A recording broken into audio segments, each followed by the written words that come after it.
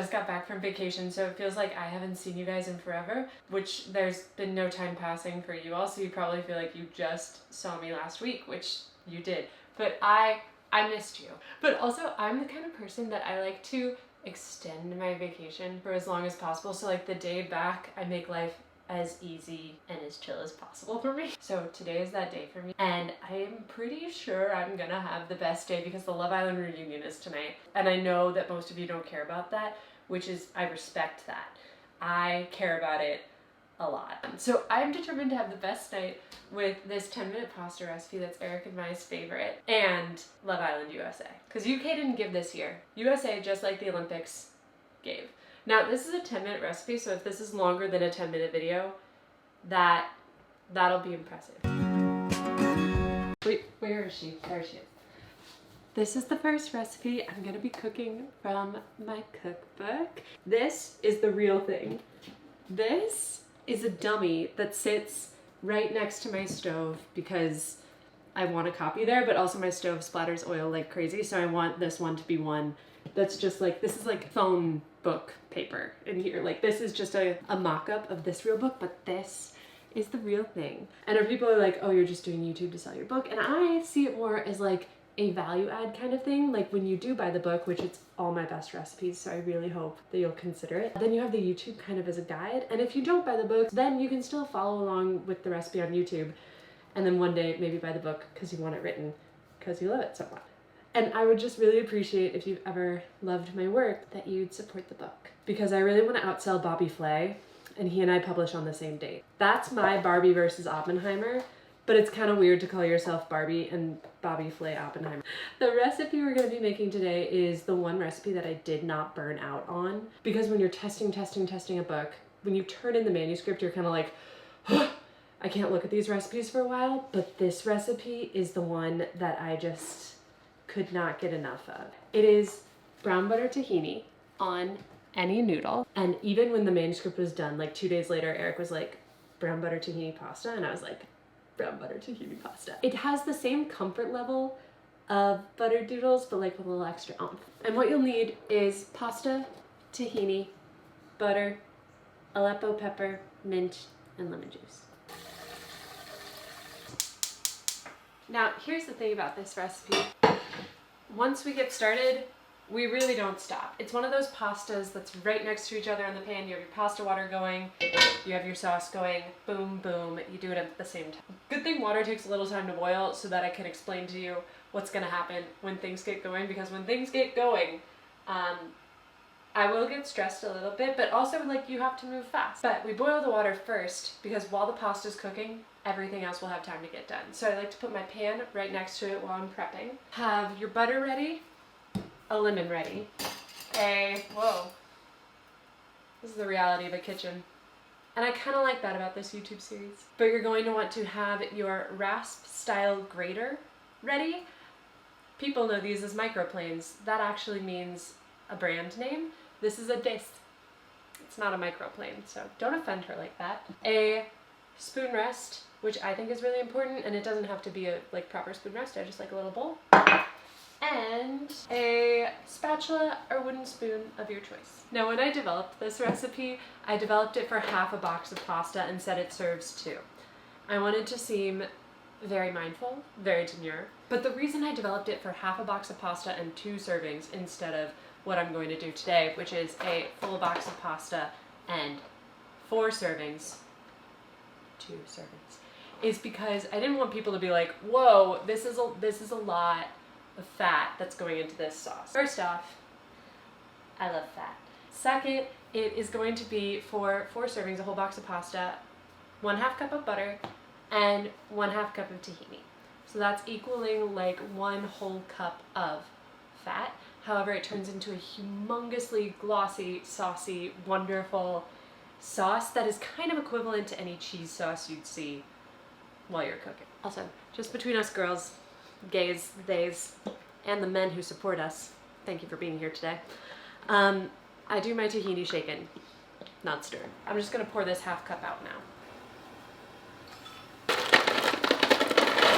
Our full box of pasta goes in, this on medium-low heat, and now we're hardcore cooking from here on out.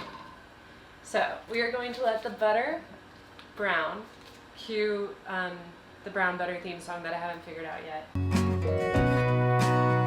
Alexa, set a timer for 6 minutes. 6 minutes. 7 minutes. We're gonna let this butter get all nice and brown, which will take about 4 minutes. And then from there, the recipe's kind of done. So as you can see, our butter's getting pretty close. It's light brown right about now.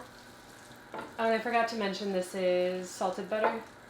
I don't mess with any other kind. Now the heat under the brown butter goes to low when it's this color.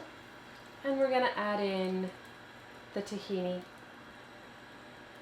You'll see it nearly immediately turns into a lightly speckled butter sauce that does smell insane. Keep the heat on low though, because we don't want it to thicken. You'll see it thicken later. In the book, I call for a teaspoon of lemon zest, and that's only for half of the recipe that we're doing. You can interpret that as a ton of lemon zest. I told you, once we start, we don't stop. So we give the lemon zest a quick stir. God, this is a beautiful sauce. Reminder to hire a camera person so we can capture the beauty. And I forgot to tell you, in the equipment section, you don't need a spider. I love my spider because then you can just scoop the pasta in a little bit of pasta water. And I'm gonna turn off the heat underneath the pasta because it feels like, even though I only cooked it for 7 minutes, this pasta's a little past al dente. I don't want it to cook any more while we're combining it with the sauce. And already you can see, you're off your heat, right? Yeah. Already you can see it needs some pasta water so that it doesn't seize. About half a cup of pasta water. We're gonna add a lot of pasta water to this. Retrospectively, I would have loved my pasta to be a little less cooked. And that's with about a cup and a half of pasta water. So when I say you're gonna want the pasta water, I'm not joking. Beautiful. Okay, I'm gonna add lemon juice. This needs it, otherwise you're just eating a lot of butter. Lemon juice might scare away the emulsion for a bit, but we'll get it back. Beautiful. This sauce comes back quick. If it breaks, which it just broke a little for me, don't stress. The sauce will come back to you. I really do think saucy pastas are like strong reason to keep living. Look at her. Stunning. If I can emphasize one thing about this pasta recipe specifically, which is why it's kind of nice to be able to cook through the book with you, is that do not be afraid of adding pasta water to this one. I've now reached a little over 2 cups, and it's just to maintain this pasta's saucy glossiness. I'll stop with that. It's to maintain the pasta's sauce integrity. And if you let this pasta sit for a while, you'll be like, oh no, like my sauce has gotten like a little funky. Add a splash of pasta water. That's why I'm keeping this on the stove, and it'll get back to its saucy integrity. Now in the book I say garnish it with Aleppo. I'm gonna add a little in the pan just so it can kind of bloom the spice a bit. Also, a game changer happened when I started storing my spices in little 8-ounce containers like this. It made it so much easier to just do this, and I reach for them so much more. And Aleppo's like, it's not spicy, but it's like a fruitier kind of chili powder. It's another thing that breaks through the fat the same way the lemon juice does, which by the way, if you like me are like, oh, this could use a little more lemon, feel free to add that in. My one mistake I made was I let my pasta go a bit too long, so it's kind of falling all over the place. But still, let's plate this up.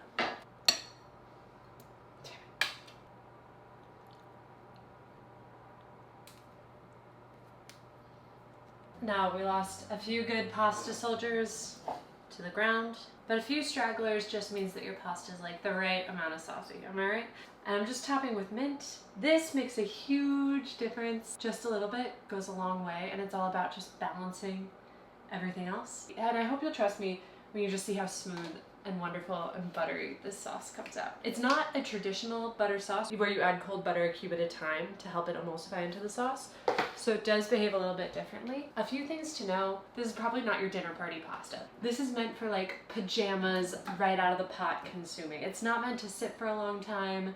It'll get weird if it does. You can revive it, but it's really not meant for a dinner party where you don't have time to attend to it. It's meant for you, a cozy night in, and a 10-minute dinner. If I bring it in, will it focus on it? Please, please God. It's meant to do that. It's meant to stay like that. It's meant to be eaten Straight out of the pot. As you can see, Eric and I are gonna go crazy tonight. It's like the scene in Ratatouille where the fireworks go off, and I try to make every recipe in my book just like that. So please consider pre-ordering the book. We're gonna have some really cool pre-order bonuses coming out, so like extra stuff you get. And thank you for supporting me no matter what. Thank you for watching. I will see you next week. So excited to watch Love Island tonight. You have no idea.